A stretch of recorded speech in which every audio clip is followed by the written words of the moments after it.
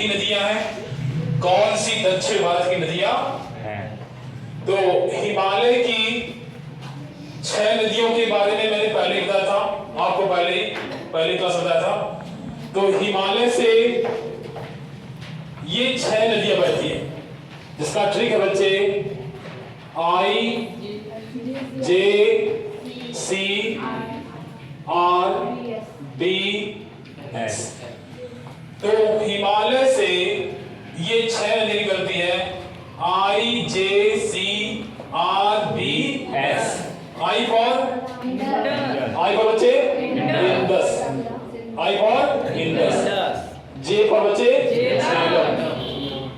Jhelum, C for बच्चे Chenab, R for Ravi, B for Beas और S for Sutlej. तो ये हिमालय से निकलने वाली 6 नदियां कौन कौन सी? इंडस, झेलम, चिनाब, रावी, ब्यास, सतलज। और इन्हें याद करने के लिए आप कह सकते हो IJCRBS, IJCRBS। I for Indus, J for Jhelum, C for Chenab, R for Ravi, D for Beas, S for Sutlej. तो बच्चे ये हिमालय की नदियां ये भारत के अलावा पाकिस्तान में जाती है, भारत के अलावा पाकिस्तान में भी जाती है। तो ये स्टार्टिंग की 1 2 3 नदियां, स्टार्टिंग की 1 2 3 नदियां, यानी मैं कह सकता हूं बच्चे कि इंडस माने सिंधु नदी, झेलम और चिनाब, ये 1960 में समझौता हुआ भारत और पाकिस्तान के बीच। तो 1960 में एक समझौता हुआ भारतीय प्रधानमंत्री जवाहरलाल नेहरू और पाकिस्तान के अयूब खान के बीच। किसके बीच बच्चे? भारत के प्रधानमंत्री जवाहरलाल नेहरू और अयूब खान के बीच एक समझौता हुआ जिसे कहते हैं सिंधु जल समझौता। तो 1960 में एक समझौता हुआ बच्चे, एक समझौता हुआ जिसे कहते हैं क्या? सिंधु जल समझौता। क्या कहते हैं? सिंधु जल समझौता। किसके बीच हुआ?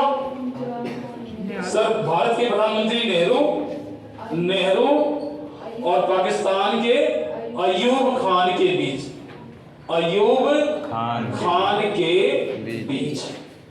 इस समझौते में कौन सी बातें बोली गई और इस समझौते की मध्यस्थता किसने करी? तो इन दोनों के बीच जो मीडिएटर है, जो मध्यस्थता बचे, जिसने मध्यस्थता करे, यानी भारत और पाकिस्तान के बीच एक विश्व बैंक आता है, कहता है मैं तुम दोनों के बीच क्या कराऊंगा? समझौता करूंगा। तो विश्व बैंक ने ये कहा कि ऊपर की ये 3 नदियां, यानी सिंधु, झेलम, चिनाब या इंडस, झेलम, चिनाब, इसका 80% जल पाकिस्तान यूज करेगा। क्या करेगा बच्चे? पाकिस्तान यूज करेगा। यानी ऊपर की ये 3 नदियां सिंधु, झेलम, चिनाब का 80% जल कौन यूज करेगा? पाकिस्तान। और बाकी जो 20% जल है बच्चे, वो कौन यूज करेगा? भारत।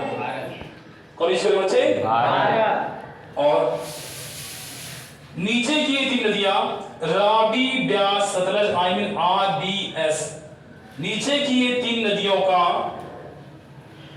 80% जल भारत यूज करेगा, और बाकी 20% जल बच्चे कौन यूज करेगा?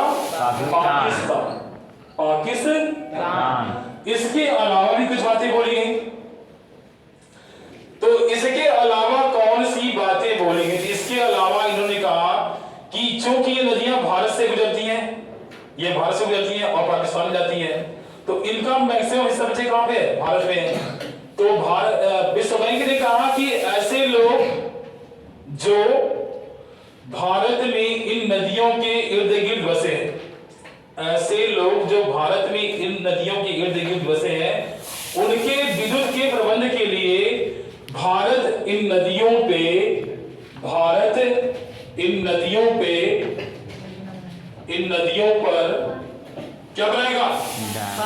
बनाए। क्या बनाए बच्चे?